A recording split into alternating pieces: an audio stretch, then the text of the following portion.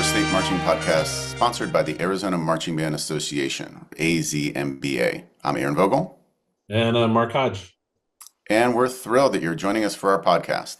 We'd like to thank our sponsors, MVP Apparel, Music and Arts, Vic Firth, Zildjian, Synced Up Designs, Milano's Music, Music for All, MacPack, Music Celebrations International, School Funder, Bravo Video Creations, and Yamaha. The AzMBA Copper State podcast was created to bring together the Arizona marching band community. We wanted to use this as a dynamic platform to connect, educate, and entertain those involved in this wonderful activity, and to introduce our audience to some of our state's wonderful directors, staff members, and adjudicators, and promote our season's shows. In this episode, we speak with Chad Shoopman, Director of Athletic Bands at the University of Arizona, and Matt Kozacek, Band Director at Campo Verde High School.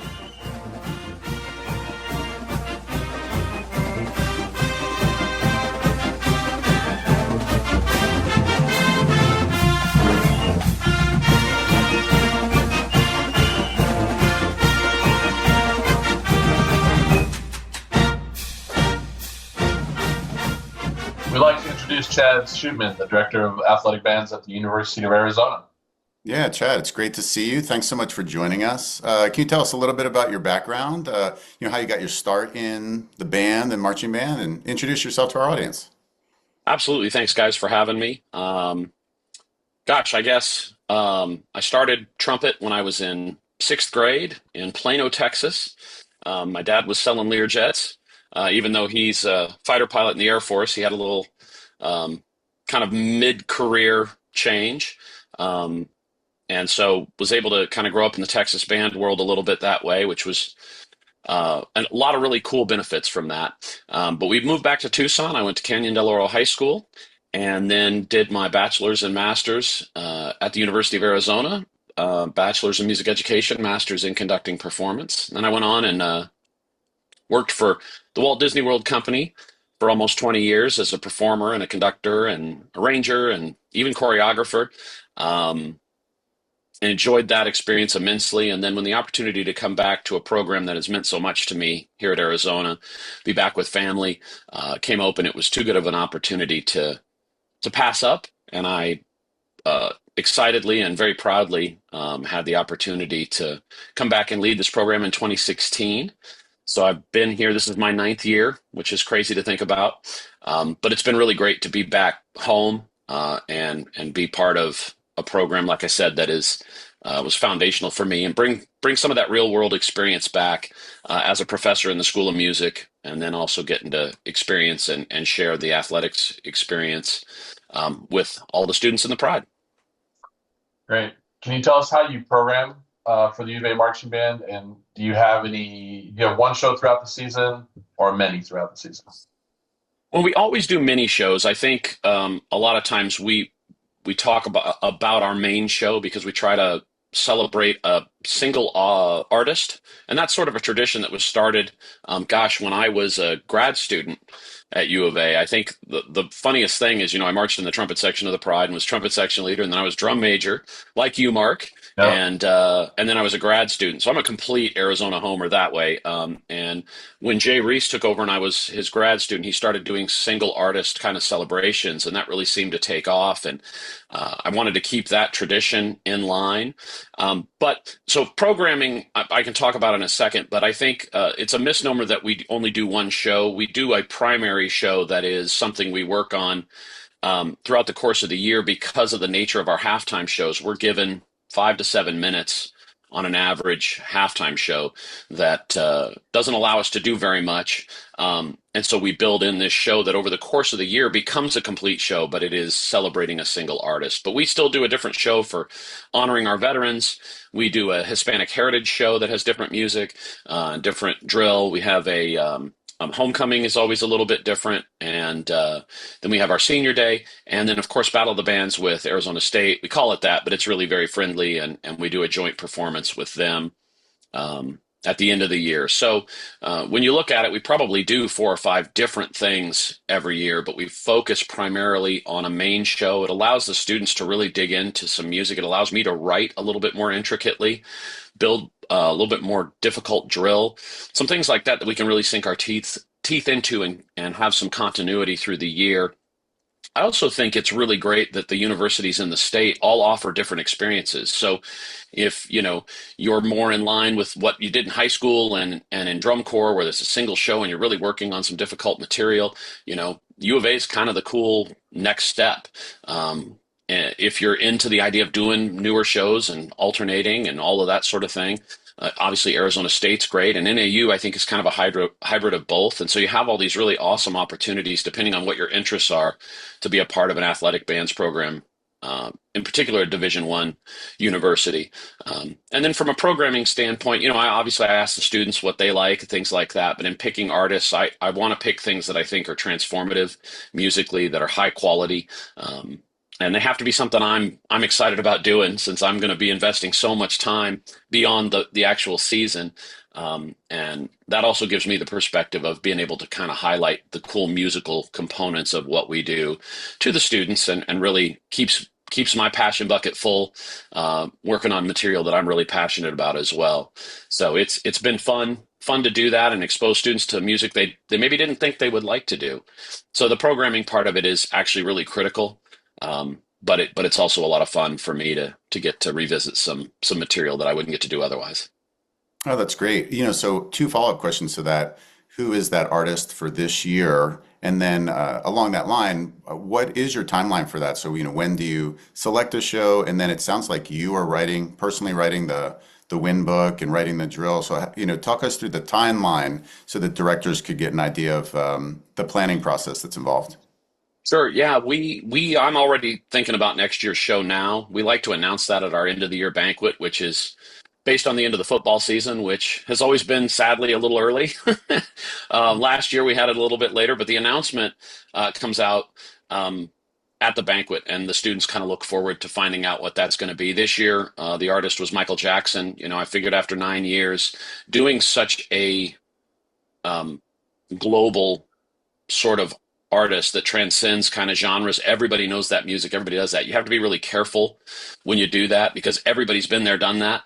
And so I wanted to make sure I had my leadership and culture and community in place, and the level of player that could really pull the show off at a high level in the right style. We've all heard bad versions of Thriller on the field, and I think it's really important that when you do an artist that everybody knows so well, that you really try to be faithful to the right style and really try to demonstrate just how specifically awesome that music is and what's intricate about it. So the timeline really starts, I'm already thinking about next year's show and things that I want to do with that. I actually don't write the drill. I just write all the win books and arrangements, stuff like that. We farm out the drill writing. In my situation, because it's really me running it, I don't have an assistant director, those kinds of things. I'd love to be able to be on the more building and creative side, but like most of our directors in the state, you're the one-stop shop, and that really is a heavy demand. And I'm grateful to have the resources and ability to farm some of that out, just because I don't know that we could really build it into our schedule that way, in terms of balancing that with pep band and basketball tournaments and all the things that happen in the spring, teaching leadership, marching band techniques, as well as the Wind Symphony, which I conduct. So just on the personal side of it, I don't know that I'd have the bandwidth to do all of that. And I love the visual components of what we do, and I have real strong opinions about it. But I had to pick one, and the music is one that I'm pretty passionate about and want to make sure that I'm really focused on as much as possible. So the timeline starts really December, January, and we're up and running on a lot of that stuff, planning the year. Great. Can you tell us a little bit more about the event coming up, the U of A Band Day, and the partnership with AzMBA? Yeah, this has really ended up being a super partnership with AzMBA. They've been incredibly gracious and really been excellent partners in building this program. U of A Band Day was always a standalone contest. It was run and hosted by the U of A. And we just did all of it. Back when I was marching, it was its own thing. And then with the BOTA, We had a partnership there because we wanted to maintain our status as a state qualifier. So we did the superior, excellent, all of those rating systems and things like that, which allowed us to have our contest be meaningful in terms of the overall trajectory of someone's season. AzMBA came along when we had some limits placed on us that I didn't want to lose that made us special as far as U of A Band Day. One is being able to bring in a large number of bands, being able to have an impact on who our judges are, to bring in outside voices and some folks to give us an idea so that the directors in this state aren't just hearing from other directors in this state or other adjudicators. There's value in that, of course, but to get a national perspective on where we are as a state in the marching arts, I think it's really important to get that outside look, even if it's hard to hear. The truth is the truth, and you want to make sure that, where we're excelling, we know, and where we're maybe deficient, we need to be better. And where we can, I think that's a good thing. So AzMBA was really great about that. And partnering with us with all the venue and restrictions the university has on us. There's a lot of things that are unique about coming to the university. They have their hands in it in terms of concessions and security and stadium ops and all those kinds of things. And so the flexibility AzMBA has given us to operate the event the way we have to has been really, really fantastic. And it just wouldn't be possible without their partnership that way. This year, we're excited to host 47 bands, which is by far the biggest band day. That's incredible. And I love the idea, especially for our bands, but it really everywhere in the state. Obviously with as busy as the marching schedule is, we know we get some Phoenix bands. We'd love to have everybody from the state. We get some bands from New Mexico sometimes, Texas, California. But it's really great for the bands here in Tucson to get a chance to come in and play in the cathedral. You know what I mean? They get to come into that big environment, see the big scoreboard, look at the screen, march on that turf, places that probably a lot of those students have seen at games. I think that experience is so valuable for those students. It's a big stage, and it may be the only time in their high school careers where they get to march in a place like that. And so I think the state needs to have that. I know Jim Hudson up at ASU did that for a number of years and would love to do that. But the universities are, they have their specific rules and regulations, and we're still fortunate that U of A supports us that way and hosting that. So it's November 2nd, and it's an all-day thing. I mean, we start at 7:30 in the morning and we end at 10 at night, and Pride gets to perform twice, and it's a great event. We get 12 to 15,000 fans there throughout the course of the day. It's a beautiful venue. We've got a lot of exciting things that we're adding this year. The Sands Club, which is our kind of premier restaurant on the north end of the stadium, is going to be opened up for people if they want to pay a small fee. They can come in there and kind of watch from the side, have some dinner and hang out there. There's even an open bar for that. Obviously it's paid, but for dads and moms that want to enjoy the day with their kids and see all that stuff. There's some really cool things that we're adding this year that I think are going to make it really, really exciting. Plus, we have great video crew coming in with Broadwell, and we have an incredible panel of judges, including Jay Reese, who was the former director of the Pride of Arizona, but a national panel that's going to be really outstanding. So it's probably more information than you need about it, but it's our big day. It's our big day of the year. It's the thing we aim at. It's the opportunity for a lot of students to see the Pride that don't get to. And we find that with our students, most of them join the Pride because they saw a band day performance that just really moved them. And I love that. And that's a really, really special and cool thing. And we always look forward to seeing those students out there and interacting with them and getting a chance to host some great bands. So it's going to be an awesome day. So to AzMBA and for the day, we're really grateful. Yeah, well, it sounds like November 2nd. It's a place to be. Everyone get your tickets, go to Tucson, and you could even enjoy a beverage. That will be Indeed. Really nice. I think you just got another 10,000 tickets. Yes. There's a few more dads that are going to probably show up today. That's it. They're going to show up. It's going to be great. That beverage. Do not chaperone students. That's correct. Exactly. For sure. Well, we want to we like ending these podcasts with shout outs. So you had a couple shout outs on the call, in particular to Jay Reese. Do you have any other shout outs that you'd like to give to anyone at all that's been instrumental in your own success or at the University of Arizona? Gosh, I mean, the first shout out, and it's going to sound maybe contrived, but I really mean it, is my students. I have the best students on campus. They work their tails off. It just doesn't happen without their work ethic, their professionalism, their buy-in to our Pride acronym, what we've built culture-wise, and my student staff, incredible. My pro staff, I have to shout them out. They work tirelessly on behalf of these students for ones of dollars.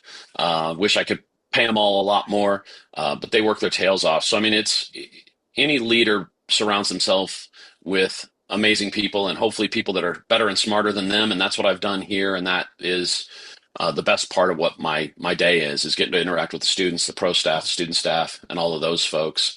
Our drill writers are amazing. Mitchell Rogers and Jacob Turnbow are great and do an amazing job.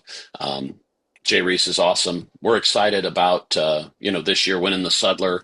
That I definitely want to shout out the Sudler family, John Philip Sousa Foundation, for winning that award because we're only the 34th band to ever win it. You can only win it once in your entire program's history. We're only the fifth band west of the Mississippi to win the award, so we're celebrating that on November 15th.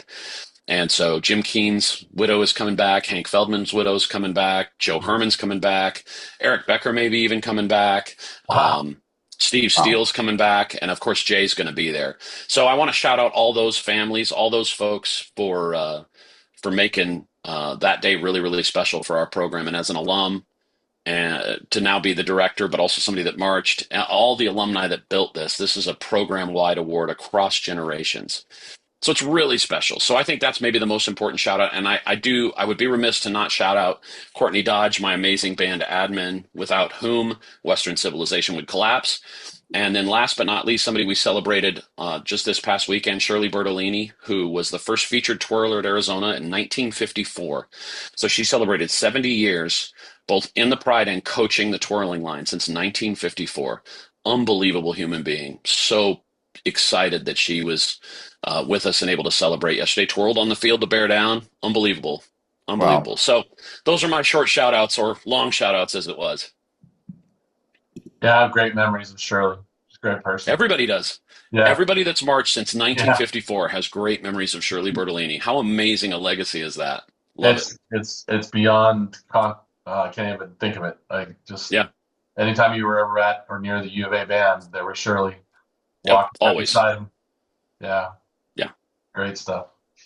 That's great. And congrats on the Sudler Award. That's a career and program achievement that's unmatched. That's huge. Congrats. Thank you. Yeah, we're really excited about it. It's cool. It's a traveling trophy. You get it for 2 years. And like I said, you can only win it once. So, I mean, it's really exciting. I'm just really proud of the program, being a part of it. I mean, it's Mark's award as much as it is mine, as much as it is Shirley's. Everybody that's ever marched in the Pride shares in that. So we're having a big banquet. We're inviting everybody back so they can get a picture with the trophy. And it's presented to the university on the field at halftime of the Houston game. It's going to be really awesome. And it's long overdue for a program that's really been amazing. First Super Bowl, Jimmy Carter's inauguration parade, all the things that this band has done in all those years. It's something I am proud to be able to accept on behalf of everyone. But it's certainly not just this era of the Pride's Award. It's every era. So it's really awesome. Yeah, that's great. I'll be there. Yeah, love it. Can't wait. So great. All right, Chad, thanks a lot. Well, yeah. Thank you, Chad.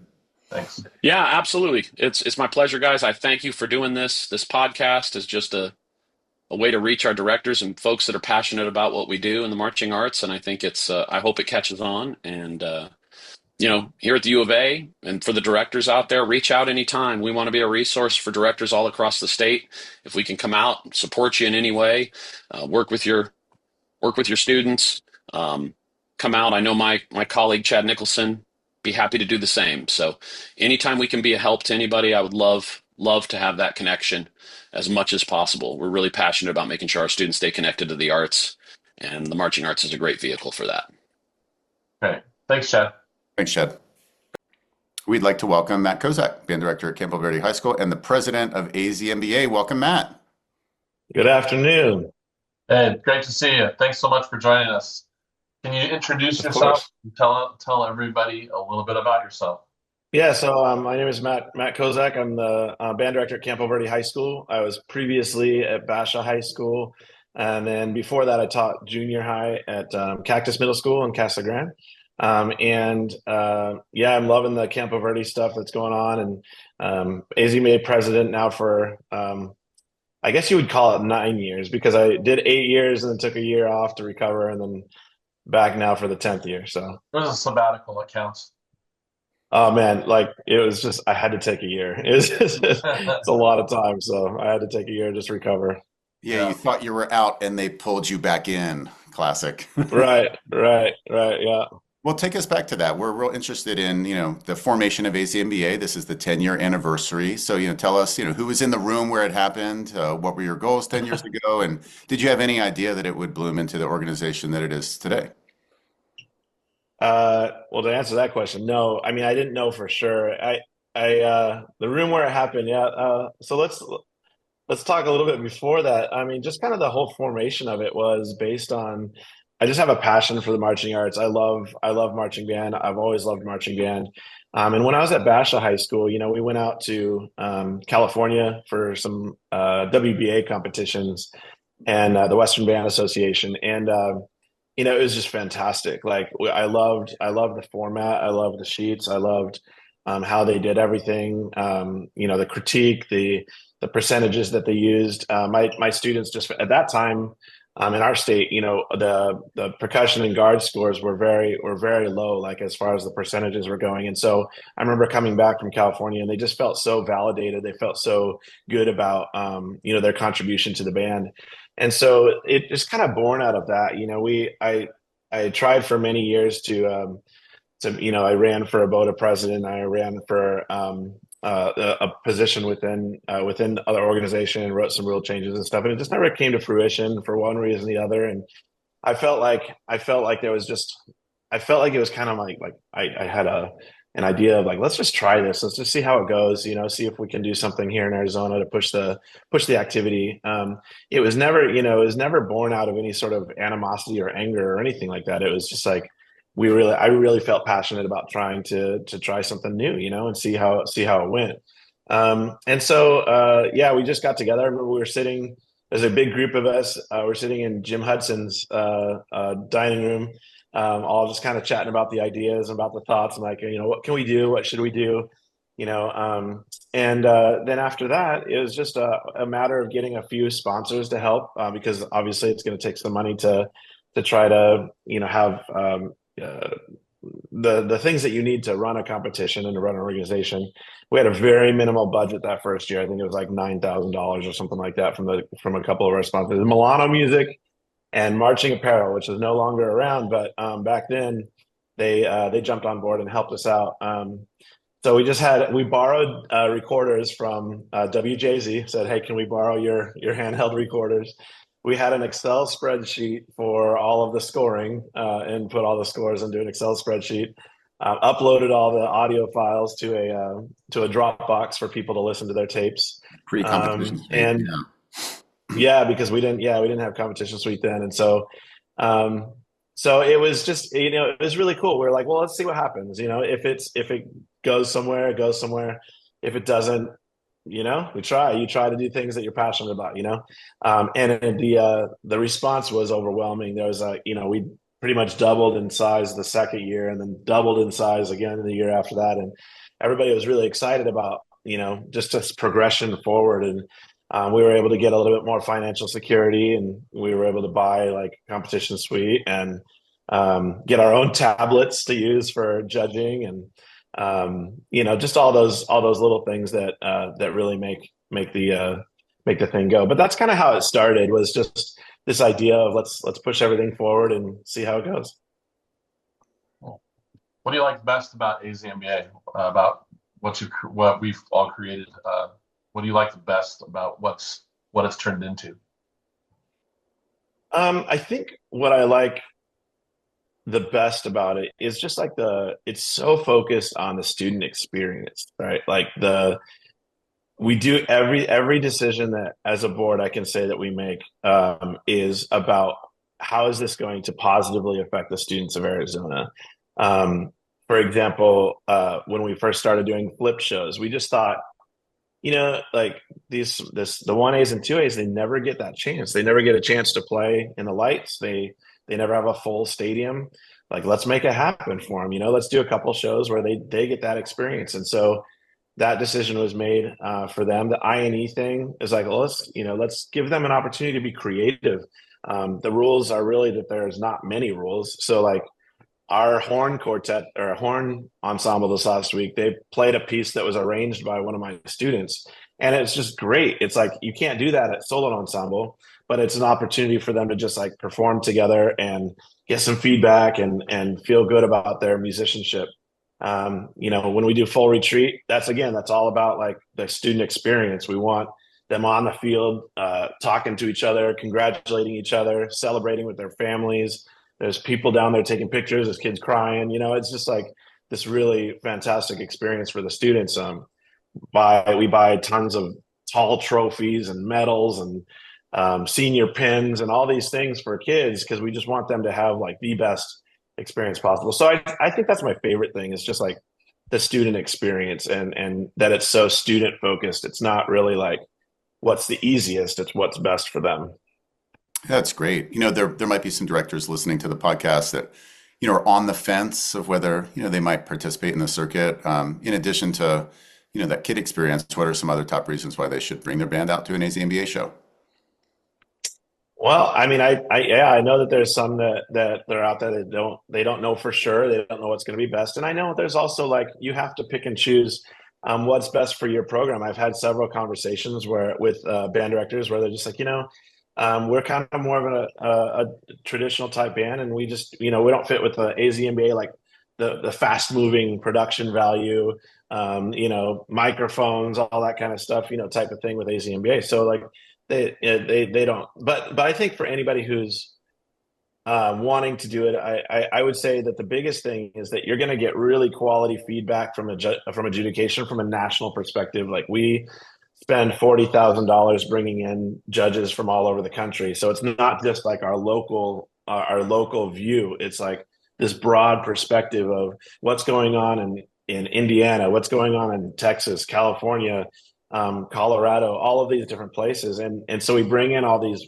wonderful judges with fantastic viewpoints. And that way we can push ourselves forward on a national stage, right? And just kind of make Arizona push forward in that way. Also, I love the field judges. I love having, a couple people down there that are evaluating our students individually on music and on visual.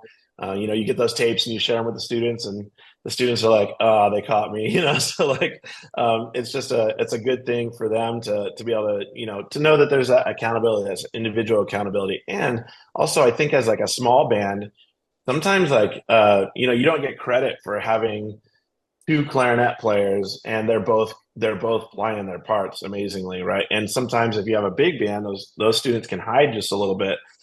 So I think it's really cool, like for the small bands, and one of the reasons why a lot of small bands have really loved it is that those, when you teach a small band, and Campo Verde was small at one point, you have to make sure every student is playing on the field, and so there's a lot of credit given for that. So I think those are kind of the two major, well, a couple of the things that I really like about it that I think people would really enjoy if they come out and give it a shot. So yeah. Cool. In addition to your role as the president of AzMBA, you're also the band director at Campo Verde High School. The band has done really well this season and in past seasons. What's your secret, and what advice do you have for directors? Well, there's no secret. I mean, it's just you surround yourself with really good people, and you make sure that you're connecting with your community and connecting with your families, and that they know that you're bought into their kids, and that you'll do anything for them, and they'll support you. Then so I think when I went to Campo, when I was at Basha, I was younger and I was like that, like go getter, like I don't care what people think. I'm just gonna like do what I want to do, and sometimes it rubs parents the wrong way, and so there was times where I remember having to meet with admin and be like, yeah, Matt, you can't do that. And so I think when I went to Campo, I realized also, because I had children of my own now, I'm like, yeah, looking back, I'm like, I couldn't do that. That's not smart, So you have to just kind of be a connector with your community. Make sure that the families are really understanding that you're on their team and that you support their kids. The staff side of things, I mean, I know we have a pretty big staff, and I know some places will probably look at me and go like, well, we can't afford that kind of stuff. And I understand that. When we started, we had only a couple staff members too. So just delegate, let your staff work. Be a band director, and be the person who like coordinates everything. And there's a lot of times at practice where when I schedule stuff, it's just visual block is this many minutes, and I just let the visual team do it. I'll just stand there and watch, or I'll give a few little comments here or there, or sometimes I'm in the band room just like catching up on paperwork that we all know we have to do. And then we have the music block where the music people are working with the students, and just let them work, let them do their job, let them do what you're paying them to do. And that way, a lot of times I'll run full ensemble and things like that. But you just make sure that you have a great staff who's bought into you. It's going to help you build the program. Have design meetings early, and make sure you involve a lot of people, because there's a lot of ideas that can be bounced off. We go on a retreat up to Heber in like right at the end of the school year, and all of our design team goes up there, and we stay in a cabin together for 2 days and just kind of sit around and talk about what we want to do with the show, and come up with ideas and any rewrites that we need to do, and what kind of moments we want to create and all that kind of stuff. So those are just a couple of things I would suggest is just plan ahead, be a connector, surround yourself with good people. So Yeah, when I've been on campus a few times at Campo, and just the vibe, the energy from the students and staff's real positive. The rehearsal is dialed in, like, there's a clear procedure that's set up so kids know what they're doing, and it's just been super impressive to watch you in that band and to see it grow in size and in quality. So it's really exciting to just see that continue. And congrats on your show yesterday. I saw Campo coming out on first yet again. yeah, it was a great day yesterday. The flip show was awesome. The kids did great. We were exhausted because we had a late Friday football game, but then all day yesterday, it was a great show, a great day. We're really loving the show too, so it's coming along pretty good. We're happy with it. Well, here in a couple of weeks, you're going to be hosting one of the AzMBA championship sites at Campo Verde. Tell us a little bit more about hosting a show and your role, maybe your parents' role in the championships.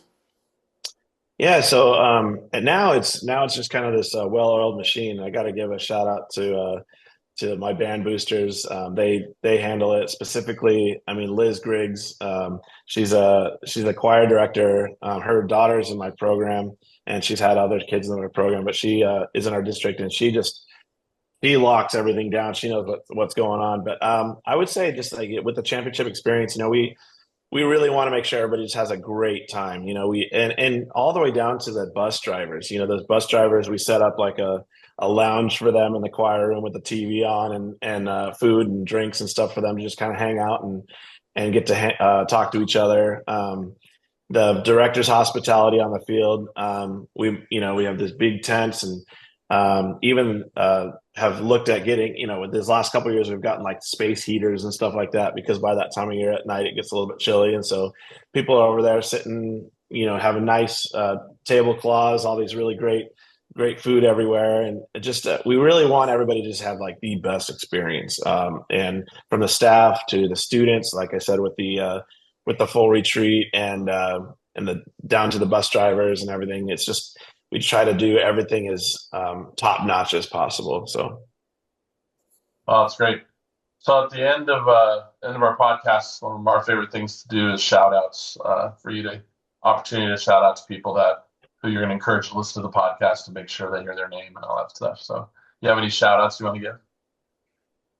yeah, I mean, I would just have to say, when we were talking about the Campo Verde and the success and stuff like that, I have to shout out my boy Martin Hebda, because I learned a lot from him when I was a junior high teacher in Casa Grande, and just kind of helping and watching how he runs his program. I was like, I got to do that, I got to do that, I got to do that. And so he's just a wonderful band director, a really good friend. So I got to give him a shout out for that. I got to shout out, like I said, my band parents. They're amazing people. They work really hard. Our staff is fantastic. We had a family emergency earlier this year with my mom, and I had to be gone for a couple of days, and basically a week. And the staff just cranked forward, just kept everything going. The students did great. So staff is awesome. Gotta say, Jay Reese, my college band director, he was at the University of Arizona, now retired, but he was a huge impact on me, and just being really excited about band and being like just a motivator, right? And he would motivate the band like crazy. He would do things that I try to do now, like this whole thing about eating dirt. And he would eat dirt for the band, and he would drop down and just like take bites out of the field. And I'm like, oh my gosh, like this guy's nuts. But it was just like all the kids knew he loved us. We knew that he was bought into it. And so he was a great motivator for me. My parents, my dad is a music educator. He runs the North Valley Symphony Orchestra up in the North Valley. And so he's been a huge part of my, upbringing. And my wife, definitely. It's just very supportive, very understanding of the hours. She's helped out so much with my career. So That's amazing. Well, thank you, Matt, for taking the time to join us on the podcast. And, to our audience, we hope to see you at our upcoming events in the next few weeks. The Buckeye Show and the U of A Band Day Show are on Saturday, November the 2nd. And Championship Weekend, that's going to be Saturday, November 9th, and we're hosting that at 3 different sites. The 1A Championships at Mesquite High School, the 2A, 4A Championships at Matt School at Campo Verde High School. Both of those sites are in Gilbert. And the 3A, 5A Championships are at Hamilton High School in Chandler. Really hope you can make it to one of those championship shows. They're all going to be fantastic. Thank you.